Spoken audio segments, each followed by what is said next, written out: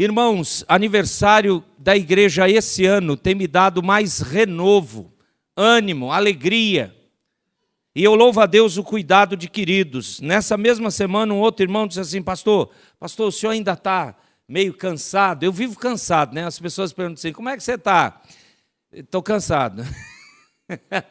Mas diz uma coisa, quando você trabalha em prol do reino, seja em sua família, seja na igreja, seja na sua profissão, seja onde for, o que acontece depois que você trabalha?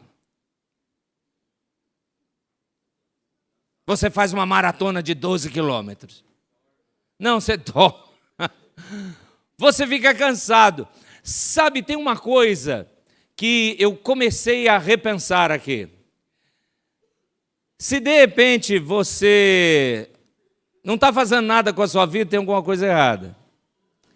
Nas nossas temáticas de exposição bíblica mensais, e a gente vai continuar o roteiro, já estamos no mês de julho, hoje é o primeiro domingo de julho, dia 2. Nós vamos iniciar uma temática muito complexa, pesada, e aí talvez, pastor, como é que vai ser a ligação? Hoje ainda é festa, o último dia do nosso congresso de aniversário, e a gente vai ouvir esse tema. Qual é o tema? Apostasia. É duro, é triste, é difícil. Bom, muito bem.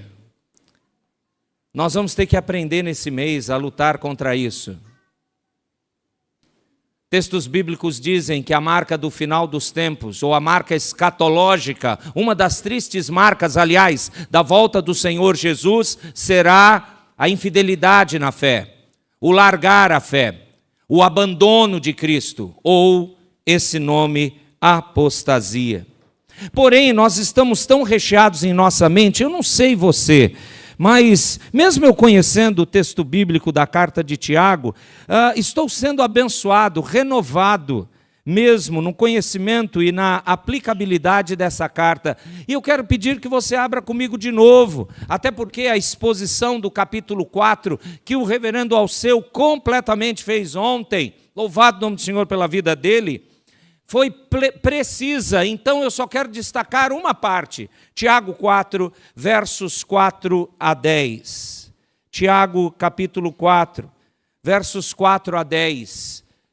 E você vai descobrir comigo que ali Tiago está falando da semente, do início, da forma de como, lamentavelmente, a apostasia já era inicialmente vivida por aqueles nossos primeiros irmãos, tendo em vista que o documento mais antigo, ou o primeiro documento, e eu creio assim que foi mesmo, o primeiro documento do Novo Testamento escrito para tratar a igreja, foi a carta de Tiago, irmão do Senhor Jesus. Já mencionamos isso ao longo dessa semana. Então, agora que você já abriu comigo, Tiago 4, dos versos 4 a 10, diz assim a Escritura, a primeira palavra é a palavra-chave. Tiago, capítulo 4, de 4 a 10. Infiéis, não compreendeis que a amizade do mundo é inimiga de Deus? Aquele, pois, que quiser ser amigo do mundo, constitui-se inimigo de Deus.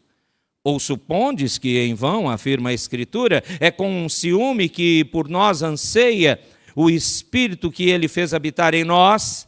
Antes, ele dá maior graça. Pelo que diz, Deus resiste aos soberbos, mas dá graça aos humildes. Sujeitai-vos, portanto, a Deus, mas resisti ao diabo, e ele, o diabo, fugirá de vós. Chegai-vos a Deus, e ele se chegará a vós outros. Purificai as mãos, pecadores, e vós, que sois de ânimo dobre, limpai o coração. Afligi-vos, lamentai e chorai. Converta-se o vosso riso em pranto, e a vossa alegria em tristeza. Humilhai-vos na presença do Senhor, e Ele vos exaltará. Meus irmãos, apostasia é uma palavra grega na sua origem.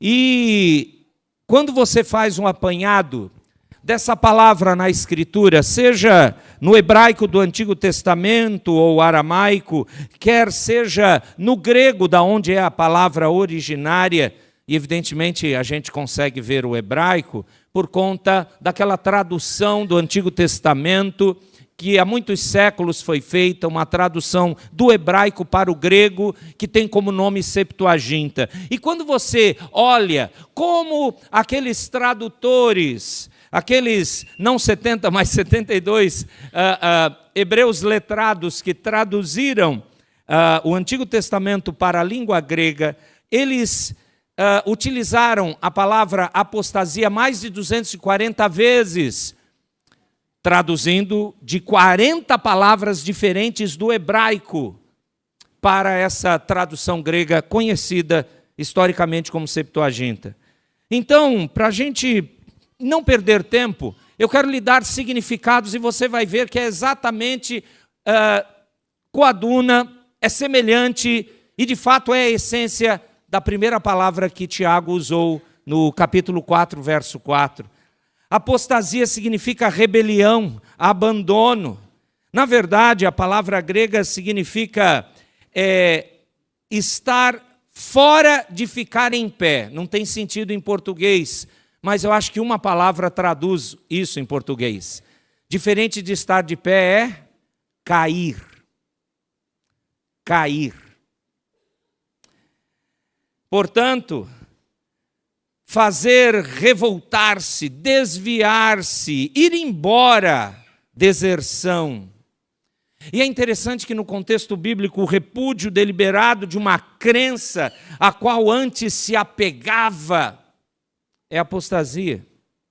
Um apóstata é aquela pessoa que, desse modo, que cai dessa comunhão, ele abandona o cristianismo.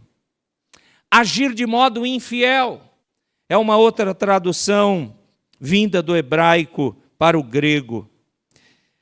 E sabe o que é interessante? É a pessoa, o ser humano que deliberadamente sai da presença de Deus. Eu sei que diante de Deus ninguém consegue se esconder, a gente sabe disso, Ele é o Todo-Poderoso, Ele está olhando tudo, todos, e não apenas atitudes externas, mas principalmente o que acontece nas motivações de nossas ações, nossos pensamentos. Mas a ideia de apostasia é a pessoa deliberadamente fugir da presença de Deus. Isso é terrível. No Novo Testamento, o entendimento fica mais intenso. O ato de cair nas crenças falsas e heréticas.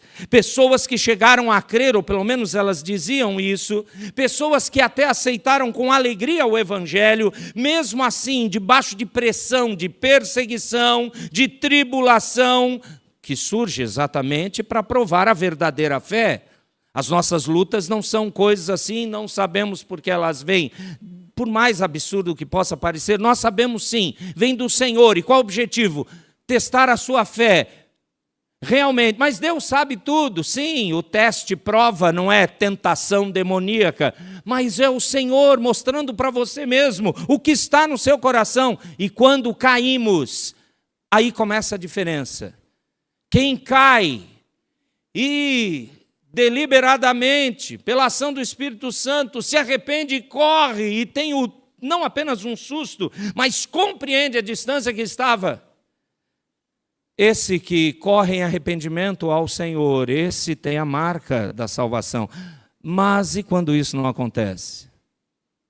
Mediante até o que o pecado mostra, quando não há arrependimento, quando não há mudança de atitude, quando não há preocupação em caminhar com o Senhor, quando não se entende que só tem um caminho, uma verdade e uma vida, Cristo Jesus, quando não mais se coloca como certeiro, mas cheio de dúvidas, que tem, será céu, eternidade, inferno? Não, aqui se faz, aqui se paga. Nós somos uma unidade de carbono e quando morrermos vamos ser deteriorados e pronto. Ou aqueles pensamentos religiosos, talvez eu possa voltar numa vida melhor, ou eu mesmo vou me transformar e serei o melhor que posso ser. Bom, se essas coisas forem assim, todo mundo tem vantagem. Mas como alguém recentemente me relembrou, o questionamento do nosso irmão do passado, o estudioso Blaise Pascal, continua sendo um questionamento verdadeiro. Se não tiver Deus, está tudo bem. Morreu, acabou.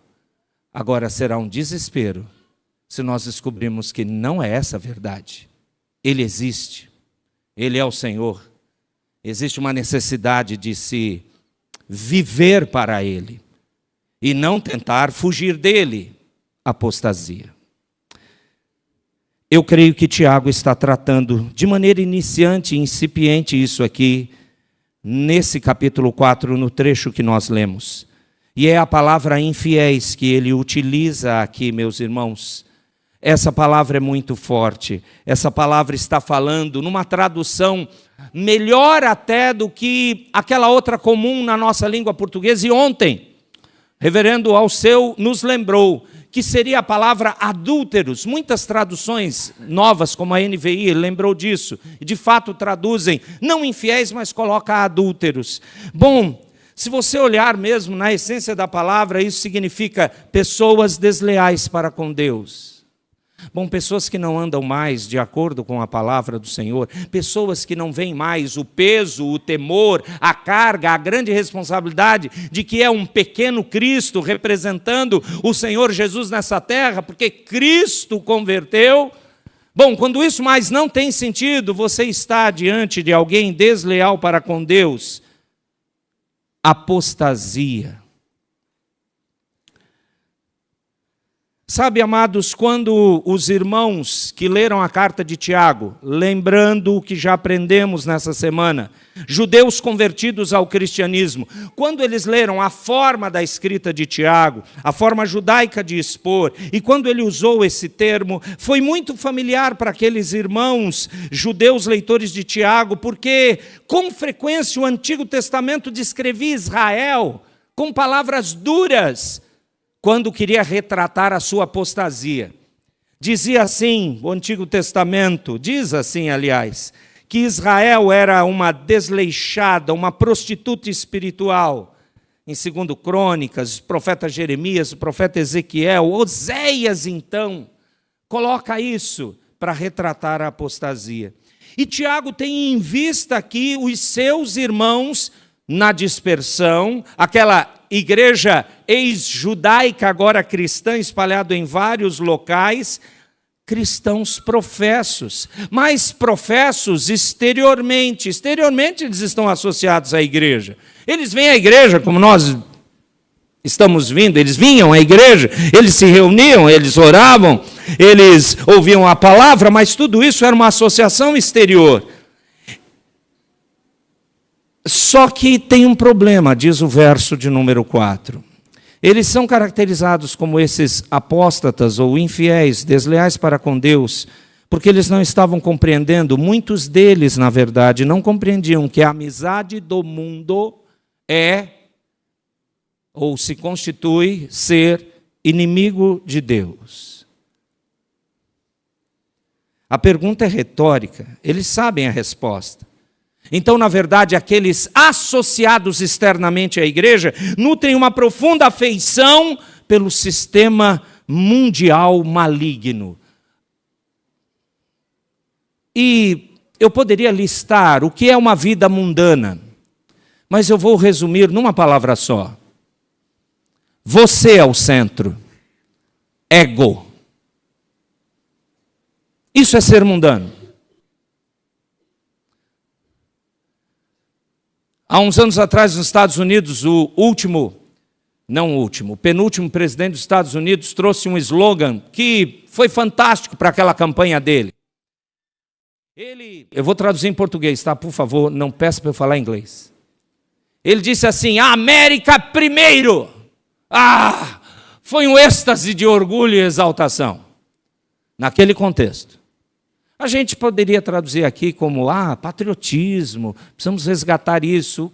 Mas não foi isso o entendimento dele, tenho certeza.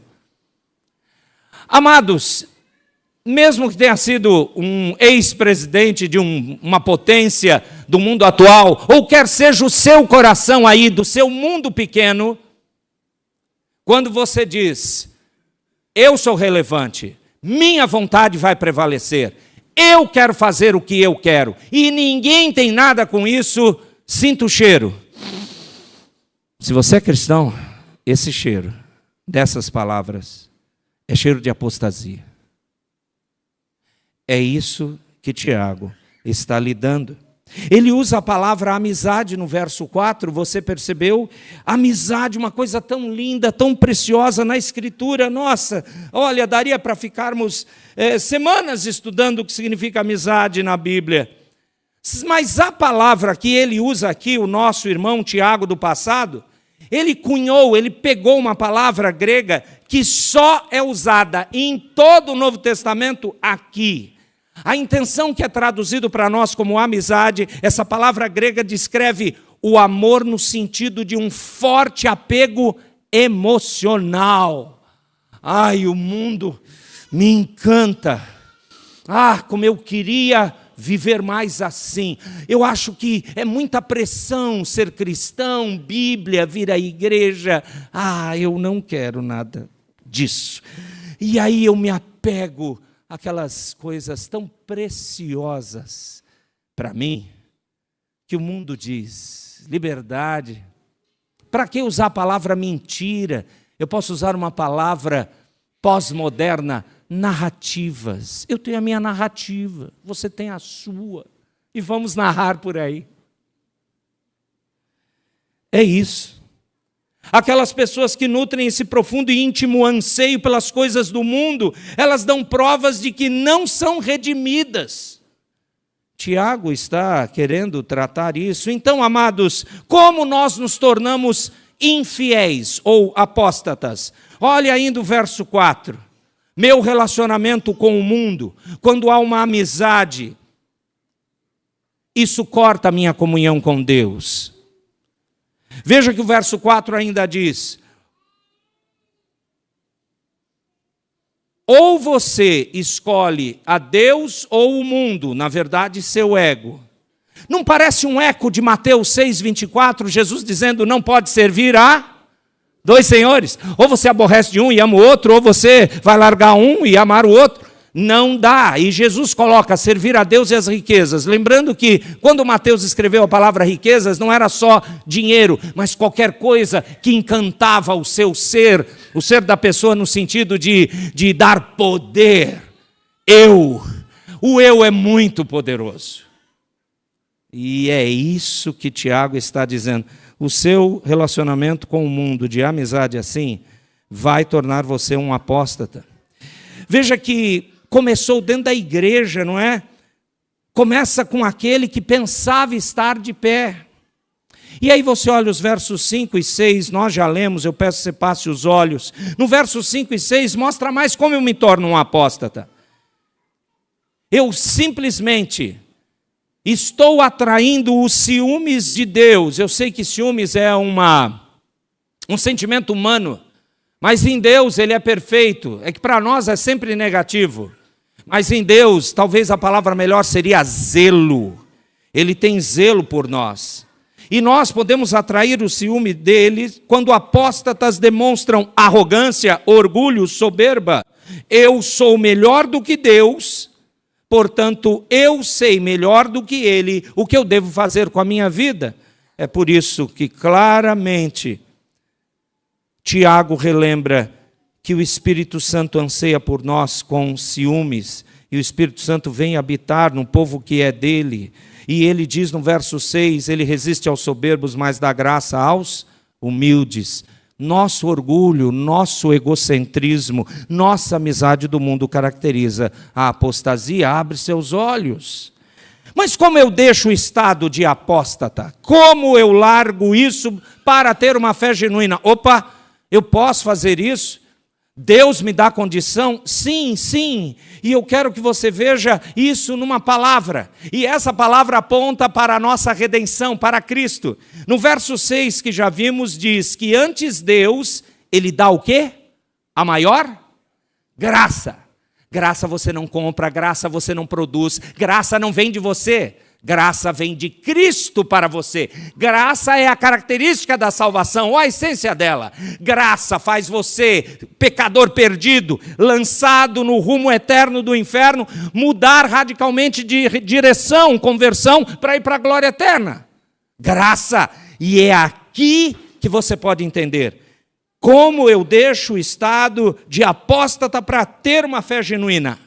Agarrando-se a essa graça, olhando para a obra de Cristo, que redime, purifica, recebe os arrependidos, é impulsionado pelo Espírito Santo, você, num caminho apóstata, ele traz você de volta, e atitudes precisam ser feitas. Verso 7, primeira delas, sujeite-se a Deus, submeta-se, literalmente, alinhe-se sob a mão poderosa de Deus. E Tiago usou aqui uma palavra para descrever uma submissão voluntária, consciente à autoridade de Deus, como sendo o governante soberano do universo. Por isso que uma pessoa verdadeiramente humilde, ela dará a sua lealdade a Deus, ela vai querer obedecer os seus mandamentos, vai seguir a sua liderança. Eu quero me prevenir ou largar a apostasia. Sujeite-se ao Senhor. Ainda diz o verso 7, resista ao diabo. É maravilhoso que o poder sobrenatural de Deus, só para os crentes, anote isso, se você ainda não percebeu. Só para os crentes não fazem batalha com o diabo. Todas as palavras neotestamentárias falam de ficar firme, revestindo com a armadura de Deus, para você não cair nas ciladas malignas. Tiago, aqui no 4, verso 7, diz, resista ao diabo. Quem vai fugir? É interessante, rapidinho, que quando Paulo vai tratar de um grande inimigo, que parece que é maior ou pior que Satanás, nossas vontades, nossos desejos, para Timóteo, Paulo diz em 2 Timóteo 2, 22, foge dos desejos, paixões do seu coração, da sua mocidade, isto é, de quem você é. Engraçado, do nosso coração, dos nossos desejos, a gente deve fugir. E do diabo, resista. Quem foge? Quem foge? Sabe o que é interessante? Quando você está caminhando na apostasia, você cede a coisas que Satanás oferece. Não, ele não toca naquilo que é santo, mas você não resiste, você não toma posição contrária. Todas as pessoas, sabemos, estão sob o domínio de Cristo ou sob o domínio de Satanás. A Bíblia fala isso em vários textos, em João 8, Efésios 2, 1 João 3. Não há meio termo, entende isso? Ou você está a serviço ou comandado, crendo ou não nisso, por Satanás ou por Deus, mas por Deus em Cristo, a gente sabe. Aqueles que transferem a sua fidelidade de Satanás para Deus, descobrem que Satanás foge deles, porque ele é um inimigo derrotado. Então, resistir ao diabo, às coisas ciladas, o papo mundano, é característica de quem quer não ser apóstata ou largar isso. Verso 8, dá outras ordens para nós. Chegue-se a Deus. Através do quê? Olha o verso 8. Através de purificar as suas mãos, limpar seu coração. Um nome para isso, uma atitude que resume isso. Arrependimento. Amados, é libertador saber que o poder de Cristo te dá condição de arrepender-se. E isso faz com que a graça, o amor, a escolha do Senhor, a redenção se torne clara. Não se arrependa. Finja arrependimento. Mais cedo ou mais tarde nós vamos ouvir que você está engrossando as fileiras dos apóstatas.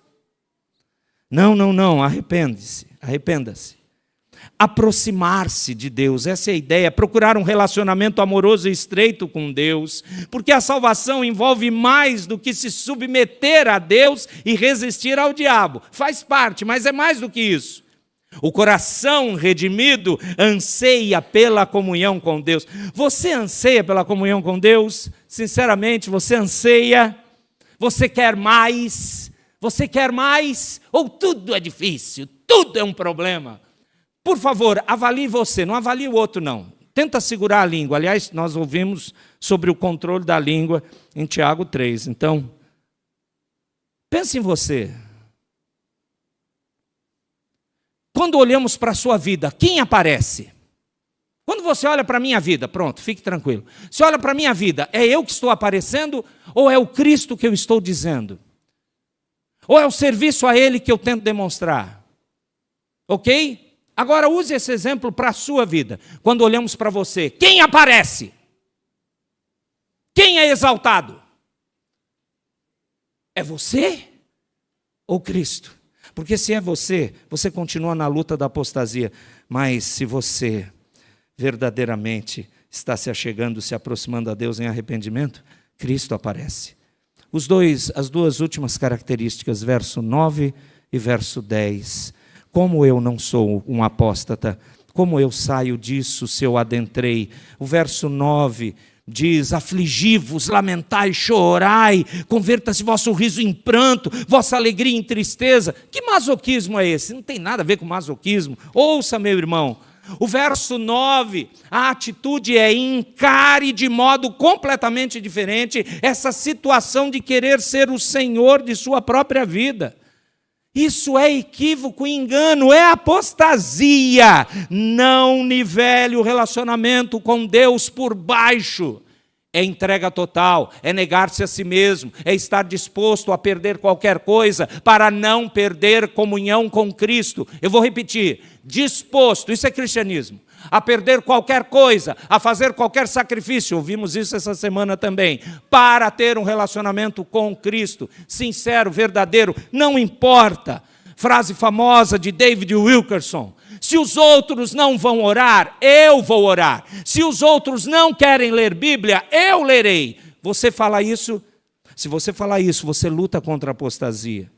Esteja completamente quebrantado, é o que o verso 9 diz: Deus não se desviará de um coração quebrantado e contrito por causa do seu próprio pecado. Lembra disso? No final da confissão do pecado horrível de Davi, no Salmo 51, verso 17, ele diz: o Senhor não rejeita sacrifícios agradáveis a ti, Senhor. É espírito quebrantado, coração compungido e contrito, o Senhor não despreza. E um eco disso o apóstolo Paulo diz em 2 Coríntios capítulo 7. O lamento é a resposta interior a esse quebrantamento. É por isso que esse verso 9 é tão duro. Última atitude para você ser um ex-apóstata ou fugir da apostasia. E é aquilo que o oposto já foi mencionado no meio dessa perícope a partir do verso 4 que lemos. Verso 10, vamos ler juntos para encerrar. O que diz o versículo 10?